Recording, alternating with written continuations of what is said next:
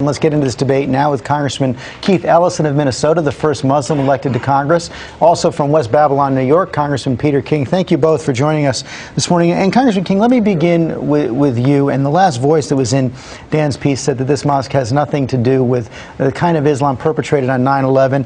Why can't it be seen as a repudiation of the radical, violent Islam expressed on 9/11 and a validation of our own values? Well, George, I represent so many people who lost family members on September 11th, and to them, and I believe rightly so, this is looked upon as just like an intimidating presence. There's a 13-story, $100 million building they're proposing, and to have it that close to ground zero just strikes them as being extremely insensitive and uncaring. And as far as the mosque itself, I mean, I have Muslim leaders in my district who do say good things about this imam, but the fact is, George, he was on television after September 11th talking about the USB, an accessory to 9/11. He has, to this day, refused to say whether Hamas is a terrorist organization. And so, yeah, and there's also other issues. He won't say where the $100 million is going to come from, where he intends to raise it. And this is the wrong place, the wrong time. I think the president missed the opportunity to create a teachable moment, to say, yes, the Muslim community has the absolute right to construct this mosque. They should also take into account the feelings of those who agreed and have meetings, set up meetings and try to find another location. That would do more to bring about interfaith harmony than anything. I mean, Keith Ellison and I can talk on the floor of Congress, so this is not something that has to go on forever. I think it's a moment that the president missed an opportunity. Well, let me get a response from Congressman Ellison, because the president did not address the wisdom of building this mosque. But a lot of commentators have looked at this and said perhaps those who want this mosque to go forward should follow the example of Pope John Paul II, who, when a couple of nuns wanted to create a convent at Auschwitz, he said, no. That is the place for Jews around the world. For them, that is a sacred place. So pull back. Why wouldn't that be the right thing here? Well, it's directly inapplicable, that particular example. Every school kid knows that the Pilgrims came to America for religious liberty. They came here to worship as they see fit. And so if a group of religious adherents can be stopped from building a house of worship, then that will be a suffering blow for religious liberty in our country. It'll be a setback for the idea that you can worship as you see fit in America. Now, that is a deeply rooted and important American value, and I don't think we should compromise on it. That's not the kind of Constitution that the framers wrote. That's not what Mr. Jefferson had in mind.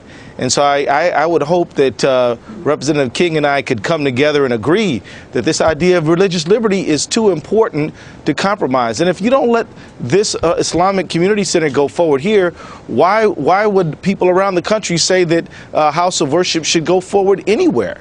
Why not just raise a fuss and raise a ruckus and intimidate these people from being able to set up a house of worship in any local community?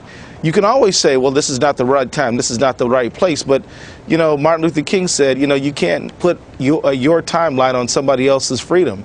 And the fact is that I think that these community meetings that Representative King has talked about probably should go forward, but the idea that the organizers of the Islamic Center can't build this structure, it would be a real problem and would be a setback for liberty. Congressman King?